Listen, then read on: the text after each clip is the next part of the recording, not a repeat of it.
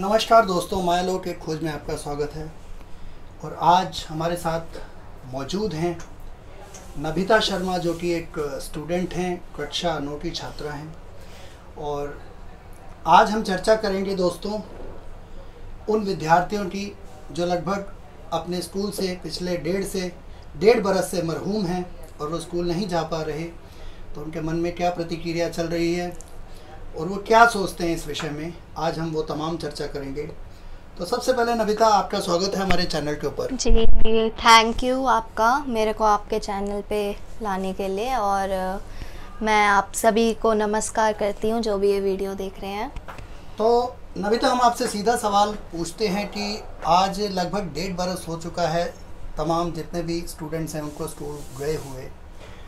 तो आप किस तरह से स्कूल को मिस करती हैं, हम आपसे जानना चाहते हैं। जी, बहुत मिस करते हैं हम स्कूल को। स्कूल में एक रूटीन रहता था, हमारा एक डिसिप्लिन रहता था, और हमारे जो साथ में टीचर्स हैं और हमारे जो को स्टूडेंट्स हैं उन्हें भी बहुत मिस करते हैं। और सारा स्कूल का एनवायरनमेंट हमारे लिए बहुत ही अपना सा बन चुका है। इतने सालों से हम जा रहे हैं तो स्कूल भी जैसे दूसरा घर ही हो गया हमारे लिए। जी, तो मेरा अगला आपसे सवाल है नभिता कि एक विद्यार्थी के लिए स्कूल यूनिफॉर्म की क्या अहमियत होती है। जब वो एक स्कूल यूनिफॉर्म पहनता है तो वो कैसा महसूस करता है, क्योंकि पिछले 1.5 बरस से आप लोगों को वो अवसर नहीं मिल पा रहा। स्कूल यूनिफॉर्म का मेन पर्पस ये होता है कि आप एक इक्वालिटी दिखाएं सब में। एक प्रोफेशनल अप्रोच में अगर आप जा रहे हैं तो वहाँ आप प्रोफेशनैलिटी उसमें आ जाती है। तो अब वो प्रोफेशनल वो नहीं हो पाता जो वहाँ पे स्कूल में हम जाते थे। और हर जॉब का होता है,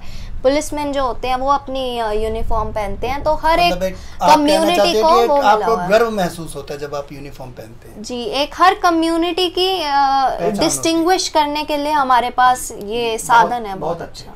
तीसरा बात मैं जानना चाहता हूँ नभिता कि अमूमन ये देखा जाता था कि बच्चों को गर्मी की छुट्टियों का बहुत इंतज़ार रहता था, वो एंजॉय करते थे, अपने दादा दादी नाना नानी के यहाँ घूमने जाया करते थे।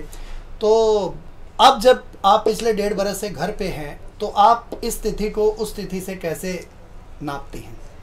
जी, मेरे को अच्छे से याद है, हमारे सेमेस्टर का एंड होने वाला था और मतलब हमारे फाइनल पेपर चल रहे थे, तब ये कोरोना नया आया था। तो काफ़ी स्कूल बंद हो गए थे, काफ़ी नहीं हुए थे।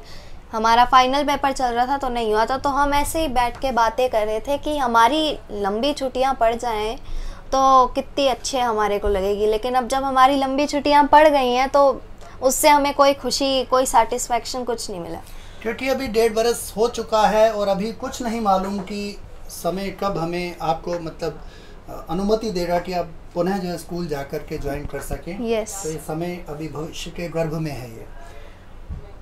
तो स्कूल जाकर पढ़ने की जो एक महत्वता होती है वो क्या होती है, जो आप घर में महसूस नहीं करते? ऑनलाइन पढ़ने में और स्कूल जाके पढ़ने में आप क्या अंतर महसूस करती हैं?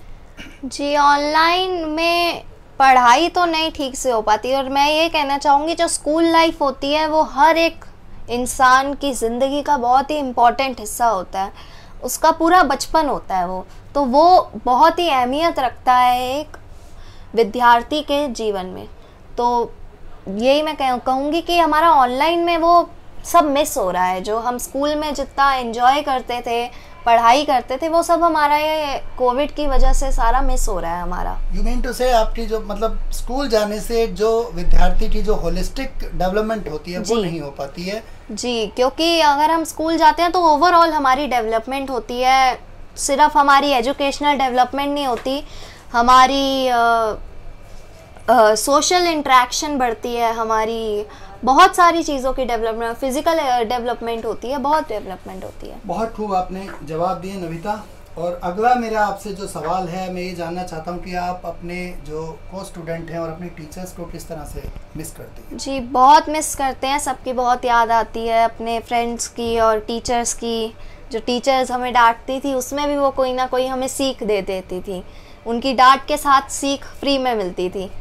तो और फ्रेंड्स की भी बहुत याद आती है, हम बैठते थे, बातें करते थे, एंजॉय करते थे, साथ में पढ़ाई करते थे।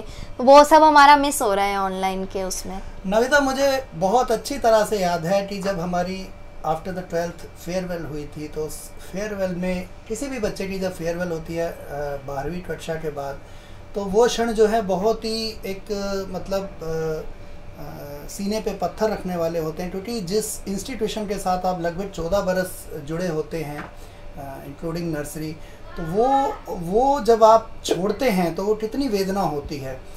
और अब जब आप पिछले 1.5 बरस से अगर हम ये सोचें कि एक तरह की फेयरवेल ही हो गई है स्कूल से, क्योंकि आप घर पे ऑनलाइन पढ़ाई कर रही हैं, तो इन 2 स्थितियों को आप किस तरह से इनका आकलन करती हैं? जी देखिए, जब 12th के बाद बच्चे जाते हैं उन्हें एक फेयरवेल तो मिलती है, हमें तो सडन बंद कर दिया, हमारे को तो फेयरवेल भी नहीं मिली, ना हमें चांस मिला कि हमने तो सोचा ही नहीं था, हमें लगा था 1 आध महीने में स्कूल खुल जाएंगे, हमने कभी इमेजिन नहीं किया था, क्योंकि आज तक ऐसा हुआ ही नहीं है कि इतने 1 आध साल तक स्कूल बंद रहे और ऑनलाइन हो। तो उसमें मैं सिमिलैरिटी ये होती है कि फेयरवेल के बाद भी सबने घर में ही रहना होता है, अब भी हम घर में ही रह रहे हैं, लेकिन उन्हें फेयरवेल मिलती है और हमें फेयरवेल भी नहीं मिली।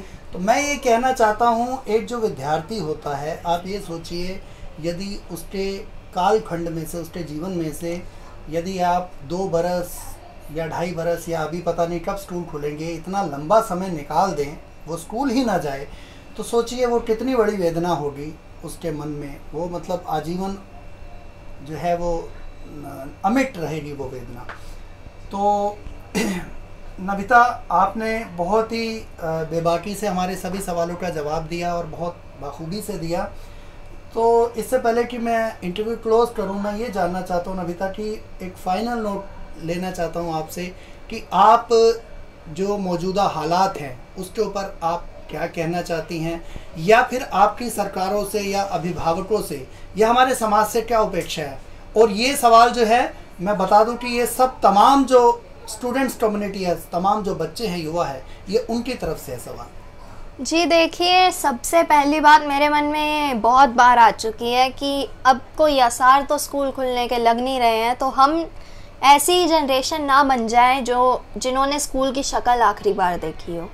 तो और मेरी गवर्नमेंट से यही अपील है कि हमें कुछ नहीं हो पा रहा, हमें पता है अभी मजबूरी है तो नहीं जा सकते स्कूल, लेकिन एक एनवायरनमेंट हमारा अच्छा होना चाहिए। मैं तो ये कहूँगी कि आप अपने हर बर्थडे पे अगर आप पेड़ उगाएं और उसे अपने साथ बढ़ते हुए देखें, तो उससे आपको भी खुशी मिलेगी, और जो आज कल की जो हमारी सारी स्थिति चल रही है हमारे देश में, ऑक्सीजन की कमी है, वो भी हमारी नहीं होगी ऑक्सीजन की कमी। देखिए, इन्होंने बहुत खूब बात कही है कि कहीं ऐसा ना हो कि स्कूल जाने वाली हम आखिरी जनरेशन बन के रह जाएं।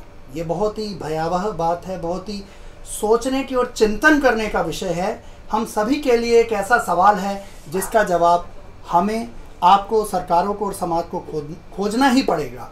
और बहुत बखूबी से इन्होंने उस सवाल का जवाब भी दिया कि अब समय आ गया है, कम से कम हम संभल जाएं, हम प्रकृति से छेड़छाड़ ना करें, और कम से कम हम अधिक से अधिक वृक्षारोपण करें। जो आज मौजूदा स्थिति हम ऑक्सीजन के लिए तड़प रहे हैं, इतनी हाहाकार मची हुई है, और दूसरी तरफ हम सभी वृक्षों को जो है काटते चले जा रहे हैं। तो इनका संदेश है कि आप अपने लिए, अपने बच्चों के लिए कम से कम एक पौधा ऐसा लगाएं जो कि पेड़ बने, उसकी देखभाल करें। जैसे आप अपने बच्चे की देखभाल करते हैं वैसे ही उसकी देखभाल करें।